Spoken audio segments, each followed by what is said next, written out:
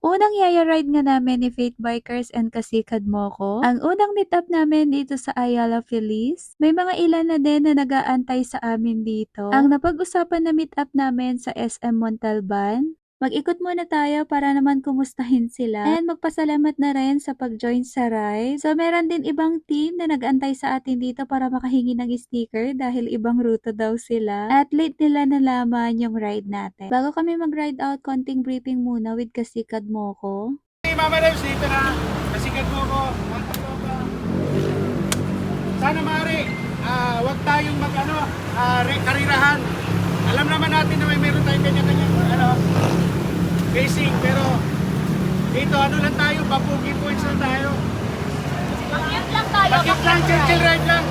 So, hindi namin ine-expect guys na ganito pala karami yung magjo-join sa aming Yaya Ride. And sabi ni Kasikat Moko na marami pa daw mag-aantay or nauna na daw sa ruta namin. So, ang total na nag-join sa ride namin is nasa 100 plus. And nahati pala yung grupo namin. So, yung iba is may nauna na. So, minsan nagpapahuli kami para i-check yung iba kung meron nasiraan or may nahuli. Pero may isang team naman kami doon na nag-aabang and nag-a-assist kung sino man yung masiraan. At eto na nga guys, nagsisimula na yung banayad na ahon. So, sa dami namin, hindi po pwede na magsabay-sabay kami dito. Sabi ko sa nakakasabay namin na enjoy lang namin and wag magkarerahan sa ahon. So, dito ako natuwa guys kay tatay for 73 years old. Ang lakas talaga niya umahon. At eto na nga yung sinasabi nila na mini atimonan dito sa may Montalban. At alam niyo naman kapag ahon, ang daming nakaabang dyan. Kaya alam niyo na, bawal tayo tumukod. Dahil ang daming camera. So, kung first time niyo pumunta dito guys, yung pasiko dito,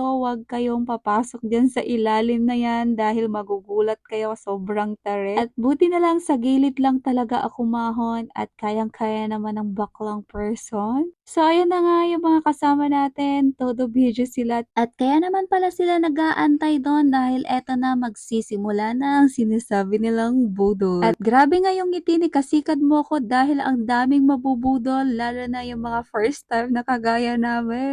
So, ang hirap nga guys magsabay-sabay dito kaya yung iba pinapauna namin. Kaya ang sabi namin, magtulak na lang yung iba at huwag nang pilitin. Tulad ni Faith Bikers at yung iba nagtulak na rin. So, syempre para safe tayo. Lalo na guys kung palusong kayo, so akayin nyo na lang yung bike yung palusong kasi delikado. Pero kung sanay na kayo dito, edi go. Pero ang bakla, sinubukan so kaya naman yung gulong natin. At ang famous ng bakla may nagpa-picture. Eto na pala yung last na ahon guys, mahirap pa rin dahil mabato so kailangan 1-2-1-2hin lang natin and sagad na kagaya ng sagad ng pasensya ko, choris! Eto na yung unang batch, so nakarating na sila dito at nag-aantay na sila. May nakita ako na maraming sticker dito so wala nang space kaya sorry ate, dyan na lang ako nagdikit. May mga na-meet din tayo dito, ayan sila sir, nagpapa-shoutout sila. Hi po, shoutout sa mga laglag bikers. Ayan, Lagalag Bikers, shoutout sa inyo. Si Rolando.